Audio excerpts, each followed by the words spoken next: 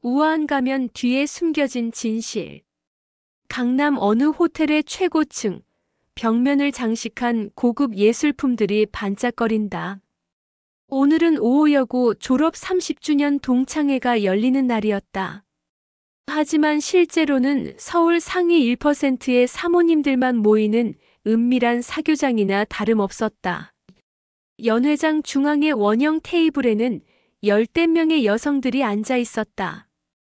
그 중심에는 이 모임의 실질적 회장인 미숙이 있었다. 미숙은 대기업 회장의 부인으로 명품 트위드 재킷을 입고 거만한 미소를 지으며 좌중을 둘러보고 있었다. 오늘 특별한 손님이 오신다고 말했지? 바로 정유통 그룹의 창업자님이야. 우리나라 유통업계에 살아있는 전설이지. 미숙이 말했다. 동창들이 웅성거리기 시작했다. 정유통은 한국 유통업계의 거인이었다. 어떻게 그런 분을 초대했어? 미숙이 인맥이 정말 대단하네. 찬사가 이어지자 미숙은 우쭐해했다. 하지만 한 구석 테이블 끝자리에 조용히 앉은 수연만은 담담한 표정으로 차를 홀짝이고 있었다. 수연은 다른 동창들과 달리 화려하지 않은 차림새였다. 검은색 정장에 진주 목걸이 하나만 걸쳤을 뿐 브랜드를 과시하는 액세서리는 없었다. 수연을 발견한 미숙이 말을 건다. 수연이도 왔네. 요즘 어떻게 지내? 며느리가 온라인 쇼핑몰 같은 걸 한다며? 몇몇 동창들이 키득거렸다. 역시 시장 출신은 달라. 며느리도 옷이나 팔고 있고 미숙이 코웃음을 쳤다. 시장 출신이란 수연의 과거를 지칭하는 말이었다. 수연의 아버지는 동대문 시장에서 작은 반찬 가게를 운영했었고 수연도 어려서부터 그 일을 도왔었다. 졸업한 지가 30년인데 이들은 여전히 수연을 시장 출신으로 기억했다. 바로 그때 연회장의 문이 조심스럽게 열렸다. 30대 초반으로 보이는 여성이 떨리는 손으로 문을 열고 들어섰다. 혜진이었다. 죄송합니다. 혜진이 떨리는 목소리로 말했다. 순간 연회장이 조용해졌다. 모든 시선이 혜진에게 집중되었고 그 시선들은 하나같이 차가웠다. 여기가 어딘 줄 알고 들어와? 미숙의 목소리에는 얼음이 섞여 있었다. 혜진이 고개를 숙였다. 죄송합니다. 하지만 시어머니와 선배분들 이야기를 듣고자. 미숙은 더욱 화를 내며 소리쳤다. 내 주제를 알아야지. 여기가 시장통도 아니고 감히 어디라고 들어와. 혜진의 눈가가 붉어지며 눈물이 맺혔다. 당장 나가. 미숙이 손가락으로 문을 가리키며 소리쳤다. 혜진이 눈물을 글썽이며 고개를 숙이고 나가려는 순간 미숙은 수연을 향해 돌아섰다. 수연아, 이게 뭐니? 미숙이 험악한 표정으로 말했다. 며느리 교육도 제대로 안 시켰니? 여기가 어디라고 저런 애를 달고 와? 품격이라곤 없어. 품격? 수연이 천천히 일어섰다. 그녀의 목소리는 낮았지만 힘이 있었다. 진짜 품격이 뭔지 알아? 연회장이 다시 조용해졌다. 내가 지금 내 며느리에게 한 짓을 봐. 그게 품격 있는 행동이란 거니? 수연이 계속했다.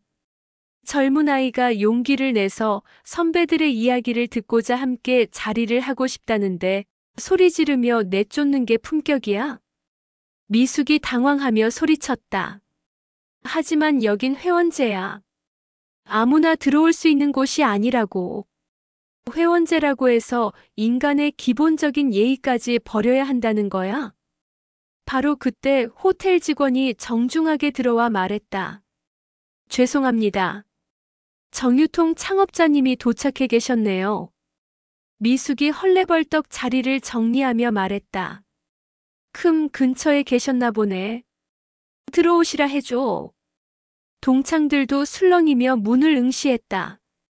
하지만 문이 열리기는커녕 화려한 조명은 무대만 비출 뿐이었다. 수연은 당당하게 연회장 중앙으로 걸어 올라가 마이크를 잡았다. 안녕하세요. 수연의 목소리가 연회장에 울려 퍼졌다. 제가 여러분이 그렇게 기다리신 정유통 창업자입니다. 연회장이 순식간에 조용해졌다. 미숙의 다리가 풀려 의자에 주저앉았다. 말도 안 돼. 이건 거짓말이야. 거짓말. 수연이 차분하게 말했다.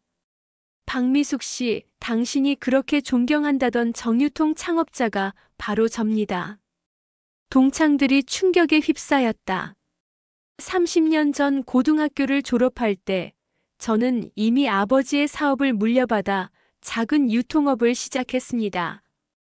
그때부터 지금까지 한 번도 제 출신을 숨긴 적이 없습니다. 오히려 자랑스럽게 생각해왔죠. 미숙 씨, 당신은 저를 시장 출신이라고 무시했습니다. 품격이 없다고 했죠. 그런데 당신이 평생 존경해온 사람이 바로 그 시장 출신인데 지금 어떤 기분이신가요? 미숙은 아무 말도 할 수 없었다. 손은 덜덜 떨리고 있었다. 다른 동창들도 마찬가지였다. 그때 한 동창의 휴대폰이 울렸다. 이거 큰일 났어. 그녀가 떨리는 목소리로 말했다. 온라인에 영상이 올라왔어. 강남 갑질 사건이라고. 혜진이 쫓겨나는 모습을 누군가가 촬영해서 소셜미디어에 올렸던 것이다.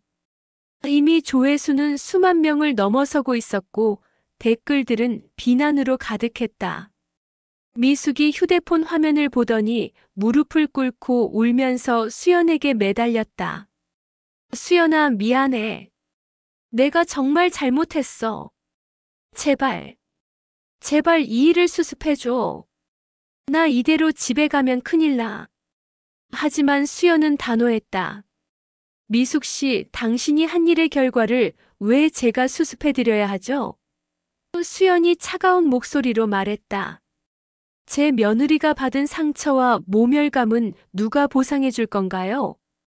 수연은 마지막으로 동창들을 천천히 둘러보며 말했다. 여러분, 저는 오늘 이 자리에 창업자로서 온 게 아닙니다.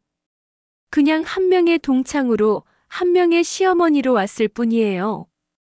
그녀의 목소리에는 분노보다는 깊은 실망이 배어 있었다. 하지만 제 며느리가 당한 일을 보면서 깨달았습니다. 진정한 품격이 무엇인지 말이에요. 제 며느리는 용기를 내서 이 자리에 참석했습니다. 자신의 사업을 더 잘해보고 싶어서, 선배들에게 배우고 싶어서. 그런데 여러분은 그 순수한 마음을 짓밟았습니다. 동창들이 고개를 숙였다. 진정한 품격은 출신이나 배경이 아니라 타인을 존중하는 마음에서 나오는 것이죠. 수연이 마이크를 내려놓으며 마지막으로 말했다. 그것만 기억하세요. 진짜 품격은 남을 깎아내리는 게 아니라 서로를 끌어올리는 것입니다.